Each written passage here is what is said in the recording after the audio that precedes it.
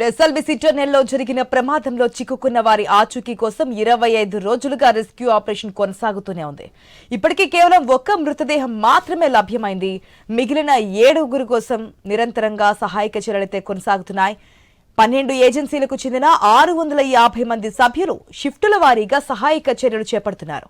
పెద్ద మొత్తంలో పేరుకుపోయిన బురద, భారీగా ఉబికి వస్తున్న ఊట నీరు పనులకు ఆటంకంగా మారింది.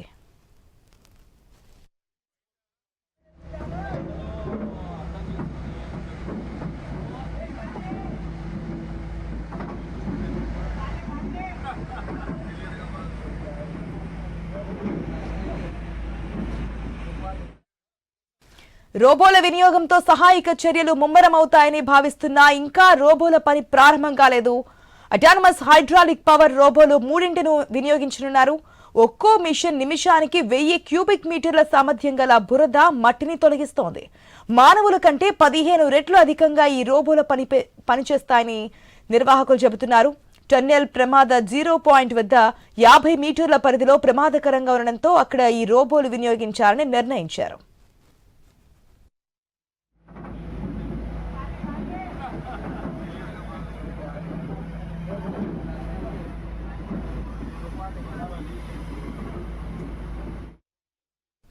రోబోలు సమర్థవంతంగా పనిచేసేందుకు కావాల్సిన అదనపు ఏర్పాట్లు చేసుకుంటున్నారు.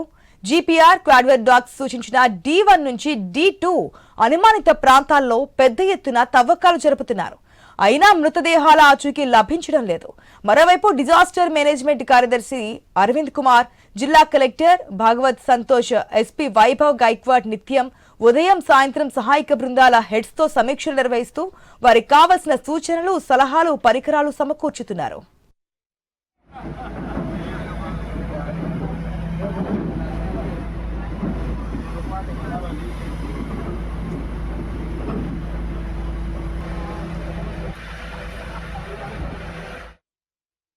గడిచిన 23 రోజులుగా తమ వారి ఆచూకీ కోసం ఒకవైపు జార్ఖండ్, పంజాబ్, జమ్మూ కాశ్మీర్ తదితర రాష్ట్రాల నుంచి వచ్చిన బాధిత కుటుంబ సభ్యులు ఆశగా ఎదురుచూస్తున్నారు. భారీగా ఊరుతున్న సీపేజ్ వాటర్ బురదను తొలగించడం కష్టంగా మారింది. దక్షిణ మధ్య రైల్వే వారి సహకారంతో ప్లాస్మా కట్టర్స్, థర్మల్ కట్టర్స్ తో టీబీఎం మిషన్ విభాగాలను కట్ చేసి లోకో ట్రైన్ ద్వారా బయటకు పంపిస్తున్నారు. మొత్తంగా సహాయక చర్యలు ముమ్మరంగా చేసినా భారీగా పేరుకుపోయిన శిథిలాలు, బురద, ఊట నీరుతో సహాయక చర్యలకు అడుగడుగున ఆటంకాలైతే ఎదురవుతున్నాయి.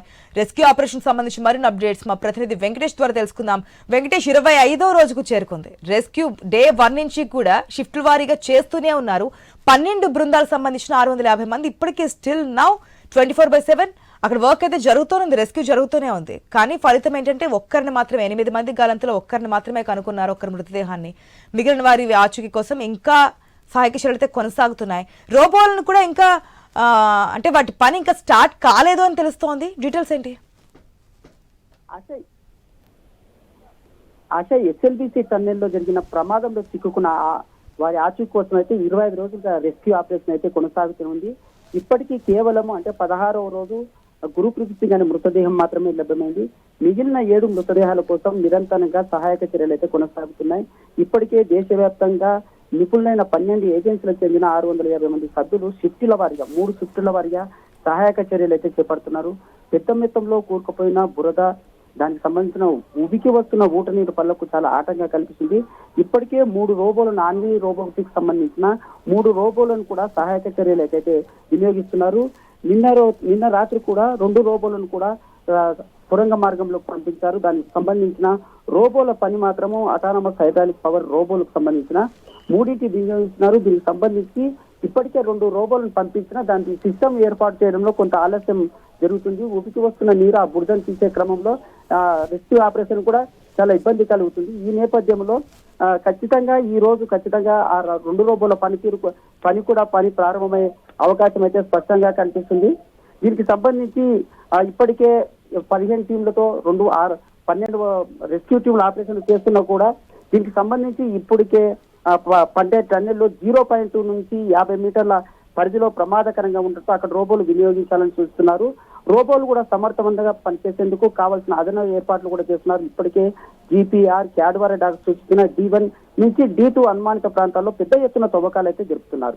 కానీ ఎక్కడ కూడా మృతదేహాల ఆచూకీ అయితే ఇప్పటి వరకే లభించడం లేదు. దీంతో పాటు డిజాస్టర్ మేనేజ్మెంట్ కార్యదర్శి అరవింద్ కుమార్ కూడా, జిల్లా కలెక్టర్ భాగవత్ సంతోష్, ఎస్పీ వైభవ్ నిత్యము ఉదయం సాయంత్రము మధ్యాహ్నం వాళ్ళు ముగ్గురు కలిసి అక్కడ అధికారులు సమీక్షలు నిర్వహిస్తున్నారు. సహాయ బృందాలు ఎక్కడి నుంచి అయితే వస్తున్నారో లోపలికి షిఫ్టుల వారీగా ఎవరైతే వెళ్తున్నారో మళ్ళీ బయటికి వస్తున్నారు, వాళ్ళతో షిఫ్టుల వారీగా సమీక్షలు నిర్వహిస్తున్నారు. అంటే ఇప్పటి వరకు చూసుకుంటే కూడా మాత్రం గడిచిన 23 రోజులుగా అంటే లభించాయి. ఎప్పుడైతే 7 ఈ లోపల ఇంతవరకు వాళ్ళ అవశేషాలు దొరకలేదు కాబట్టి దానికి సంబంధించిన వారి జాడా కూడా లభించకపోవడంతో జార్ఖండ్, పంజాబ్, జమ్మూ కాశ్మీర్ తదితర రాష్ట్రాల నుంచి వచ్చిన కుటుంబ సభ్యులు కూడా చాలా ఆశగా ఎదురు చూస్తున్నారని చెప్పవచ్చు.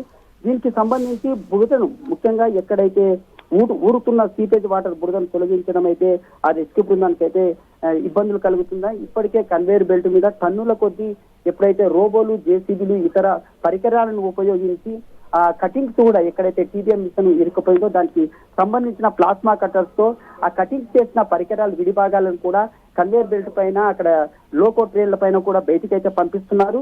దీనికి సంబంధించి మొత్తంగా ఎక్కడికక్కడ చూసుకుంటే మాత్రము మొత్తం ఈ 25 రోజుల నుంచి చూసుకుంటే ఒక్క మృతదేహమే బయటపడిందని చెప్పవచ్చు. అంటే ఆ బయటపడిన మృతదేహం కూడా ఆ రోజు రోబోలు రాకముందే ఈ ప్రక్రియ మొదలైందని చెప్పొచ్చు. దీనికి సంబంధించి రోబోలు వచ్చిన తర్వాత అయితే కొద్ది ఆలస్యం జరుగుతున్నది. ముఖ్యంగా ఎక్కడైతే రోబోలు వెళ్ళలేని పరిస్థితి, అంటే మనుషులు ఎక్కడైతే సహాయక బృందాలు వెళ్ళలేవో అక్కడ రోబోలను వెళ్ళి అక్కడ పంపించి వాటిని శకలాలు కానీ ఇతర మృతదేహాలు ఇప్పటికే జీపీఆర్ సంబంధించిన కడ్వాయర్ కూడా దానికి సంబంధించిన జాగిలాలు గుర్తించిన ప్రాంతాలలో అయితే తవ్వకాలు చేపడుతున్నారు. Right Venkatesh, thanks.